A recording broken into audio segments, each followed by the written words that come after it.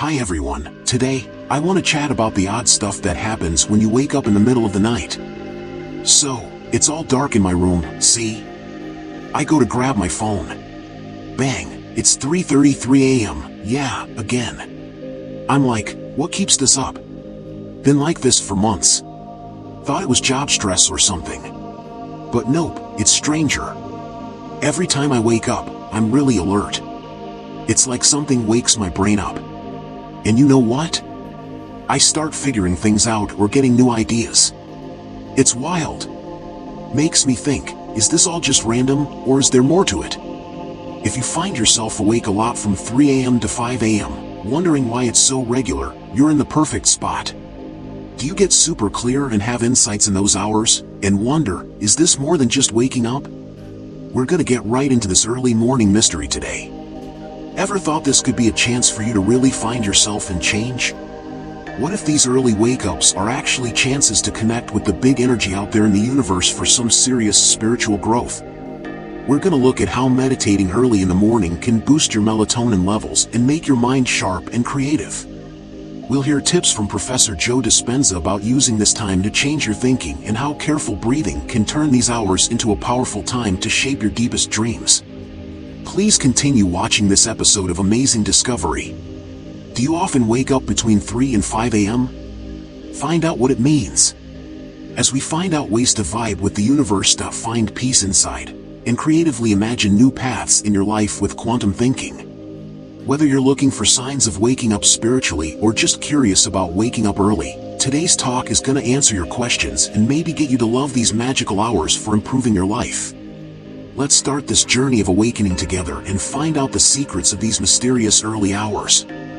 Keep watching as we dive into how these times can change more than just your sleep, they can really transform you. This is Buddhism Reflections. Remember to like and subscribe, and turn on the little bell. This way you won't miss our new videos.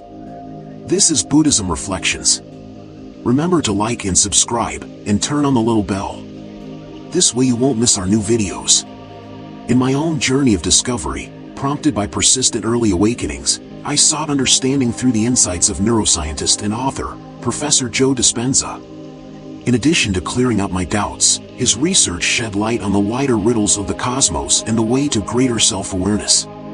During one of his seminars, Professor Dispenza revealed something that profoundly affected me. "You are not experiencing insomnia," he said. "You are experiencing an awakening." My view of these early morning disruptions was changed from one of annoyance to one of possibly divine gift when this thought struck me like a bolt of lightning. Professor Dispenza gave an explanation of the importance of the 3 to 5 a.m. time frame.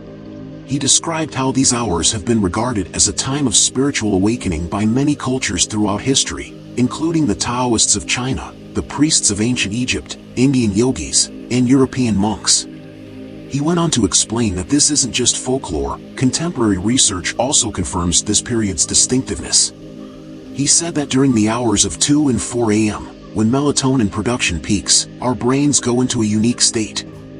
This doesn't just explain why we might wake up during this time, it also highlights a unique physiological state that occurs. Imagine that right now, your brain is like a calm lake, Professor Dispenza stated. Our thoughts typically churn like waves all the time. However, the lake is exceptionally quiet during these unique early hours, making it possible to see everything at the bottom.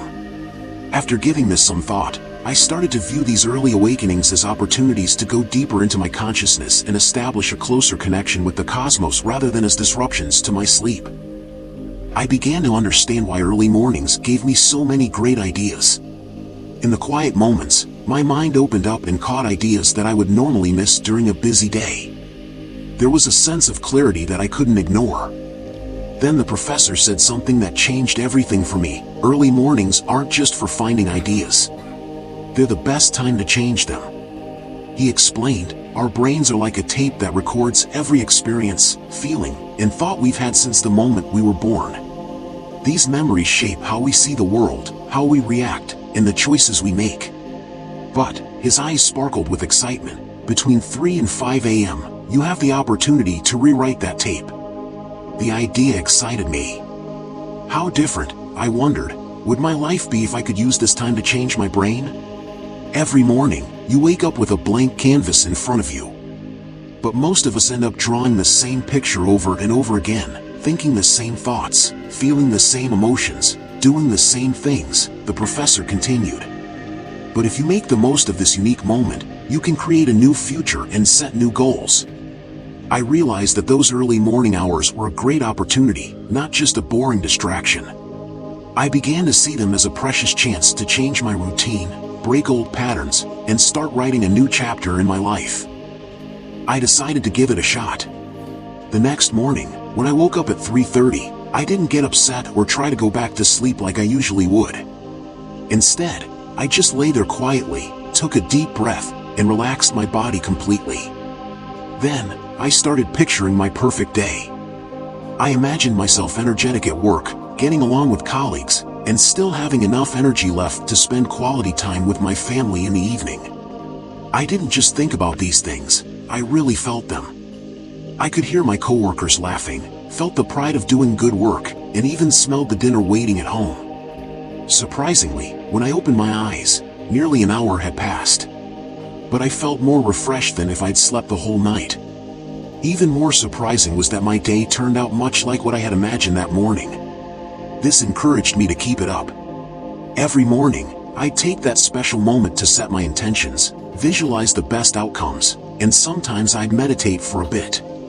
As time went on, I noticed my life beginning to change in subtle but deep ways.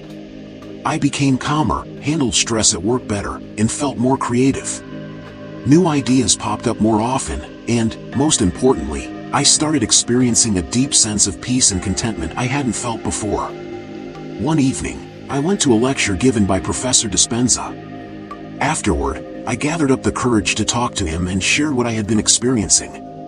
The professor listened to my story with a smile and then said, "You know, what you have experienced is what the ancients called dancing with the universe." I was puzzled. He explained, modern physics, particularly quantum physics, has uncovered something astonishing. At the most fundamental level, everything is just vibrations of energy. This means you, me, and everything around us are all part of a vast cosmic energy field. When you wake up in those special early hours and set an intention, visualizing your ideal scenario, he continued, you're actually tuning your energy frequency to match the universe's creative energy field. That's why you find it so easy to turn your visions into reality. I got really excited and began to see that my journey was about connecting deeply with the whole universe, not just about growing myself. Professor Dispenza said, "Remember, this process takes time and patience. Some changes come quick, others need you to keep at it.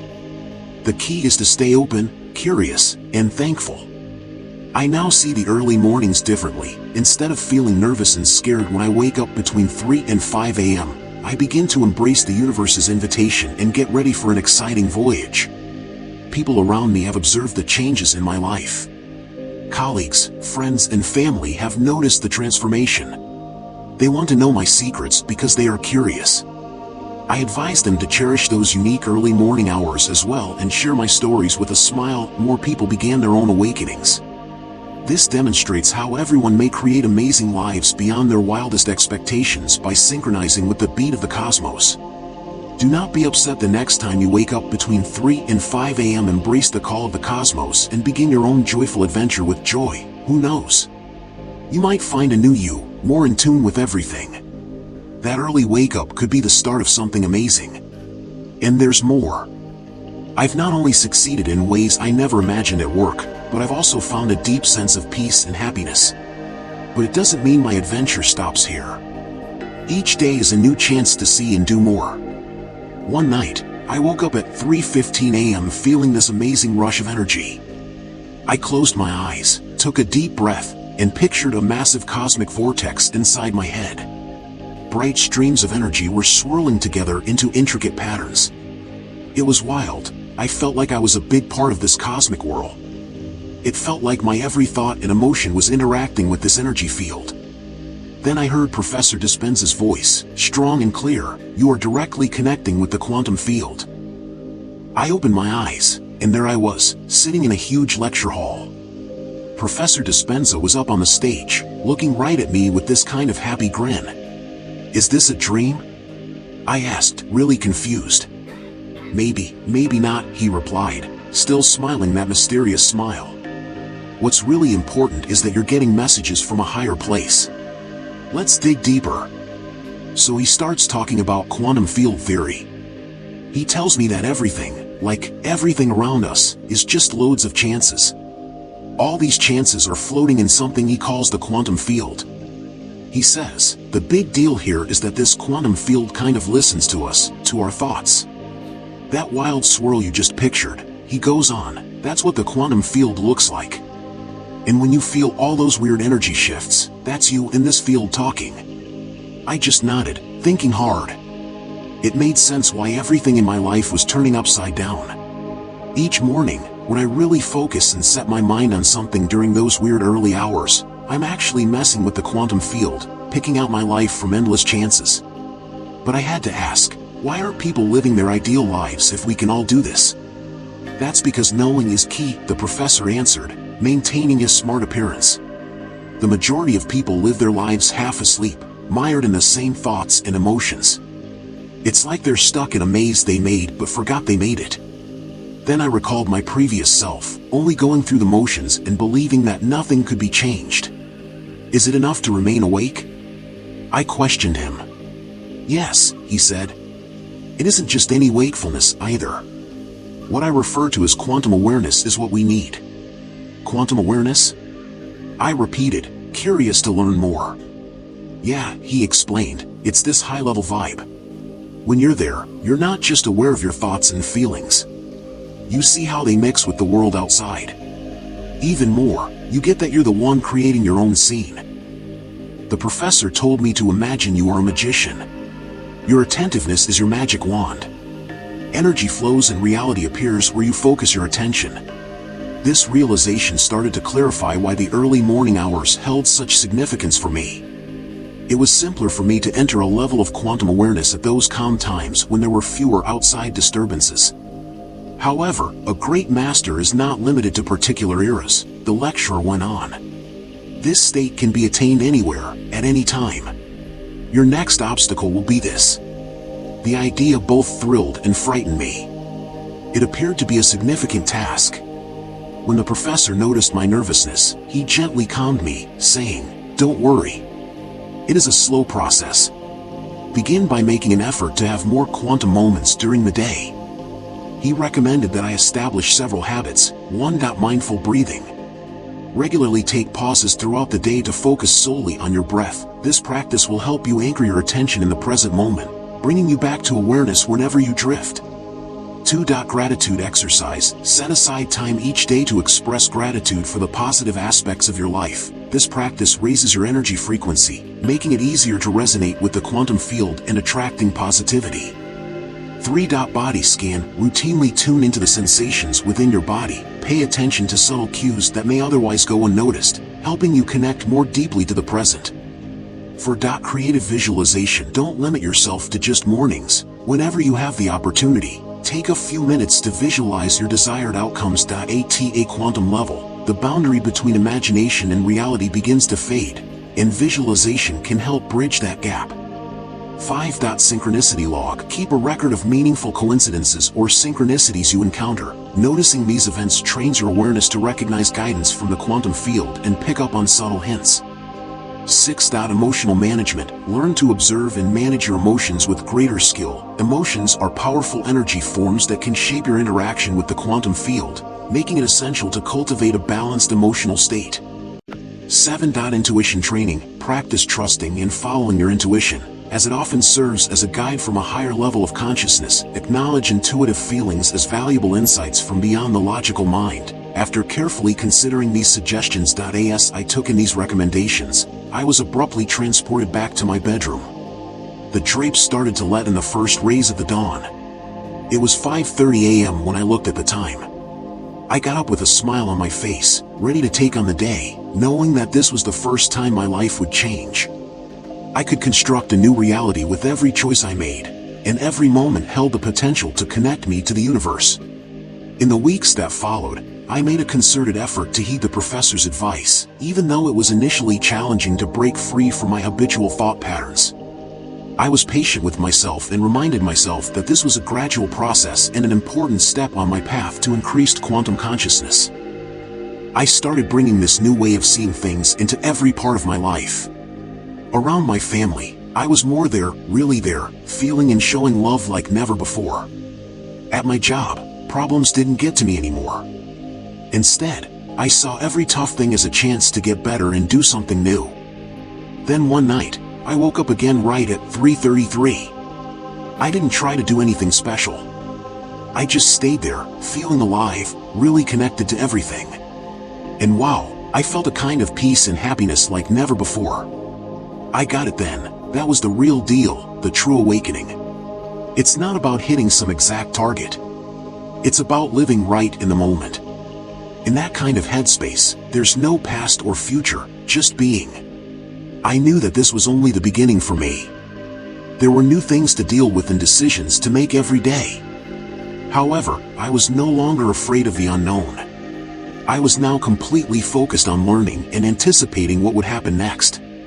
When the first rays of light broke through the curtains, I stood up and took a big breath. I felt ready for whatever that the day would bring. I had faith that I could make any circumstance into something spectacular. Because I finally realized the broader picture, we are a part of the universe, living through us, rather than merely observing it. All of our thoughts, emotions, and choices are a part of this vast cosmic dance. And it all started from those early mornings that seemed like any other. After several months, my life began to change. This epiphany transformed me and began to alter those and things in my immediate vicinity. However, growing isn't always simple or straightforward. Then one day came a big test.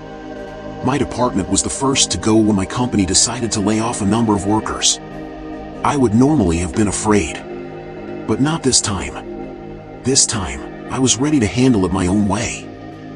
That night, I set my alarm to wake up at 3:30 a.m. I just sat on my bed, breathed deep, and let myself relax into that quiet peace I know so well. I watched my thoughts and feelings drift by like clouds in the sky. I felt scared first. I let that feeling be, not running from it. Then anxiety showed up. I welcomed that too, all open and accepting. Little by little, those feelings faded away, leaving behind a deep, still calm. Right there in that calm, a thought struck me. Losing jobs isn't just a bad thing, it's also a chance, a moment to find out who else I could be, what else I might do. Come morning, I walked into work full of new energy and ideas. I went straight to my boss and threw out a big new plan. Why not shake up our department and get ahead in a new market? My boss was really taken by my drive and fresh ideas. Before long, not only did I get to keep my job, but they also started rolling with my plan, making it a big part of our new strategy at the company. And that's when I realized, this whole quantum awareness thing, I could use it not just in my personal life, but at work, too. But the changes weren't just at work. At home, with my friends, things were different too. I was more patient, listened better, and it was easier to show and feel love. My wife Misha says, "Honey, you seem really different lately," intrigued. "What's happening?" I simply grinned and made the decision to share all I had been up to. Misha initially thought, meditating at 3 in the morning? What is a quantum? It sounds pretty out there. However, she could see how beneficial it was to me. Her statement, "Maybe I'll give it a shot," was half joking. Misha really surprised me by starting to try meditating early in the morning. She didn't stick with it every day, but even her sporadic practice started making things better for her. Gradually, things between me and Misha got smoother, and our home life felt more in tune. We talked deeper than before, about life's big questions. We even began going to spiritual workshops together, deepening what we knew and how we practiced. But just when I thought we were on the right track, something tough happened. My dad got really sick, diagnosed with terminal cancer out of nowhere. It hit me hard, pulling me right back down to earth. Suddenly, all the spiritual stuff and quantum ideas seemed like they couldn't help at all. I felt really lost and upset. While my dad was in the hospital, I even started skipping my morning meditation routine. I was slipping back into being scared and worried all the time. Then, one night at the hospital, I woke up at 3 a.m., not on purpose. I just started breathing deeply like I used to. It was so quiet, and right there, I felt something new. I felt connected to my dad, to everyone in the hospital, even to the whole universe. It was like we were all part of this big energy field, where being alive and passing away, joy and pain, are just different sides of the same thing. That moment taught me something huge. Real peace doesn't come from everything outside being calm. It comes from accepting the whole of life, inside. Even when big, hard things happen, we get to choose how we look at them and what we do next. This changed everything for me. In the last weeks with my dad, I found a way to be okay with my sadness and to feel strong even when I felt so weak. I really valued the time with him, not scared about what was coming. When my dad passed quietly, I actually felt a calm peace. I knew this wasn't just an ending, it was a different kind of beginning. At his funeral, I spoke about his life and shared what I'd learned lately. I talked about how nothing lasts forever and finding something lasting within that. What I said reached everyone there, deep down. After the funeral, lots of family and friends came up to me, all wanting to know how I kept so calm through such tough times. I started seeing that what I'd gone through wasn't just for me. I needed to share it.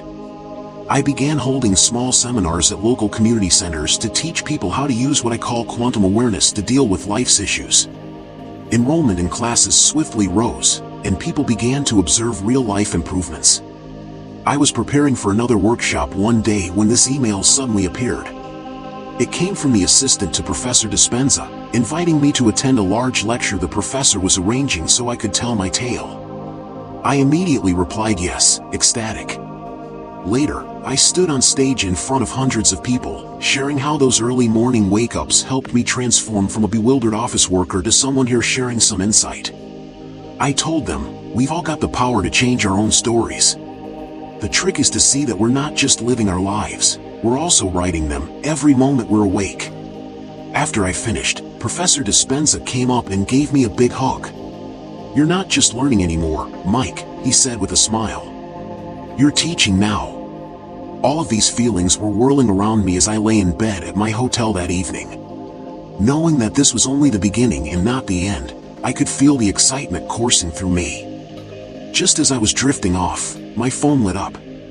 It was Misha texting, "Hey, guess what I'm up to?" "Yep, woke up at 3:33, about to start meditating. P.S. I love you." I texted back, "Love you too. Enjoy your quantum moment." I set down my phone, breathed deep in the quiet, and could almost see tiny lights, like each was someone else waking up to a bigger world. I knew more and more folks were starting to understand, starting to care. And it all began with choosing to wake up, to really wake up, every morning.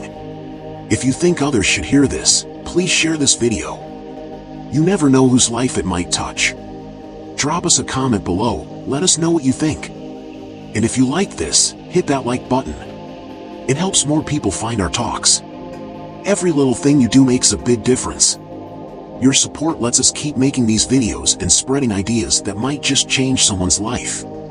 Thanks for watching. See you next time.